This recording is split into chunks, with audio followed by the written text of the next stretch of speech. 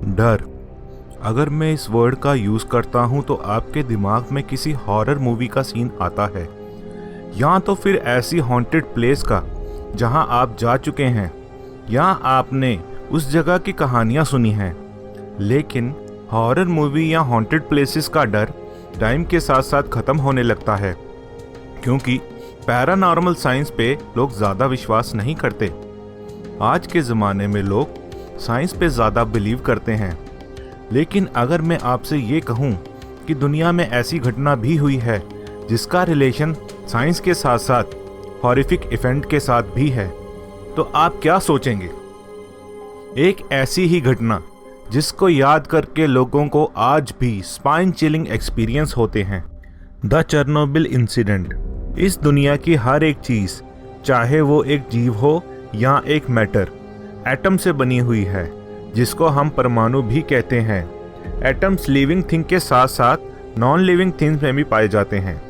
Even अगर हम एक पत्थर को ले लें तो उसमें भी एटम पाया जाता है।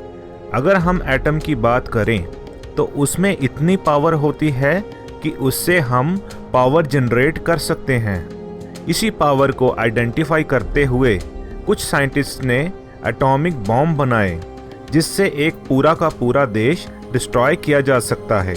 और दूसरी तरफ न्यूक्लियर प्लांट्स भी बनाए गए, जिससे incredible amount of electric energy generate की जा सकती है।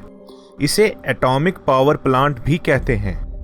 अगर हम एटॉमिक पावर प्लांट के स्ट्रक्चर की बात करें तो उसमें न्यूक्लियर रिएक्टर लगे होते हैं, जिसके अंदर एटॉमिक एनर्जी से हीट पैदा की जाती है।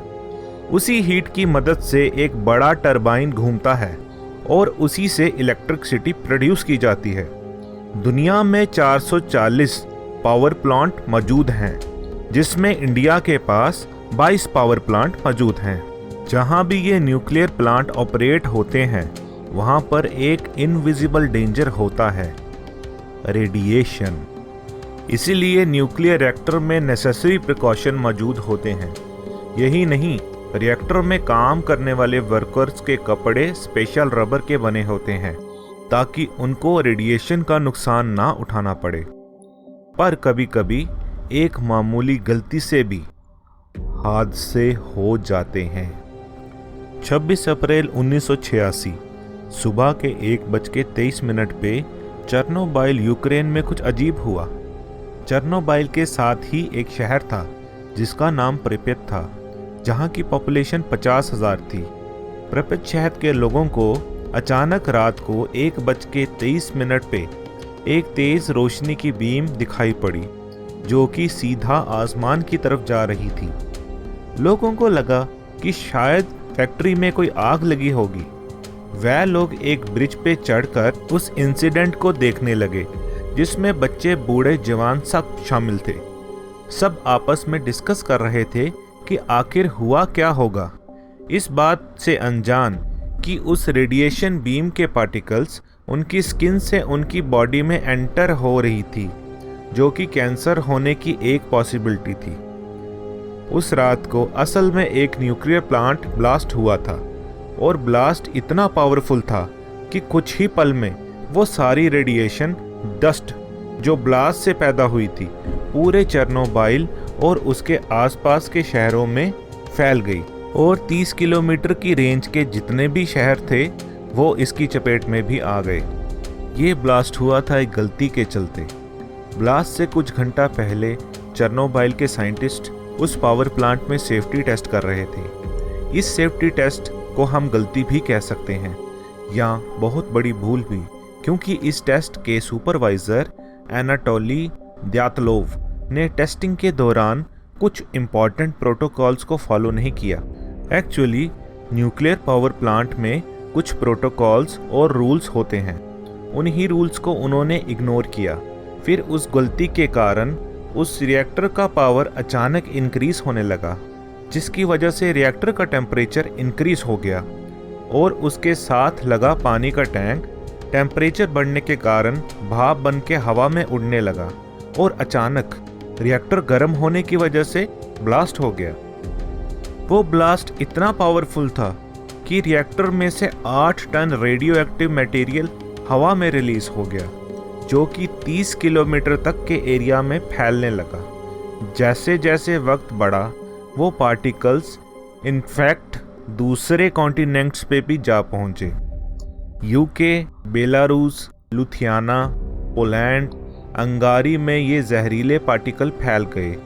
सिर्फ एक चेर्नोबिल के ब्लास्ट से प्रिपेट शहर के सब लोगों को रेडिएशन के कारण शहर छोड़ना पड़ा। आज ये प्रिपेट शहर पूरा का पूरा खाली है। अगर आप प्रिपेट की पॉपुलेशन को गूगल पे सर्च करें तो ये 0 बताएगा, क्योंकि अब यहाँ एक अबेंडेंट शहर है। आज भी अगर हम प्रिपेट सिटी की हर अबेंडेंट चीज़ को चेक करें तो हमें आज भी वहाँ रेडियो एक्टिविटी दिखाई देगी। वहाँ एक हॉस्पिटल में बहुत से वर्कर्स के कपड़े रखे हुए हैं जिनको डिवाइस से अगर चेक करें तो वो आज भी रेडियो एक्टिव हैं।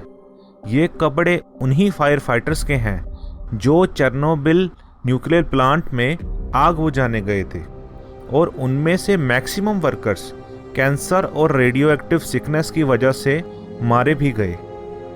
रेडिएशन इतनी बुरी चीज़ है कि ह्यूमन डीएनए के स्ट्रक्चर को तोड़ देती है, जिसकी वजह से सेल डैमेज होने लगते हैं जो बाद में कैंसर का रूप ले लेते हैं।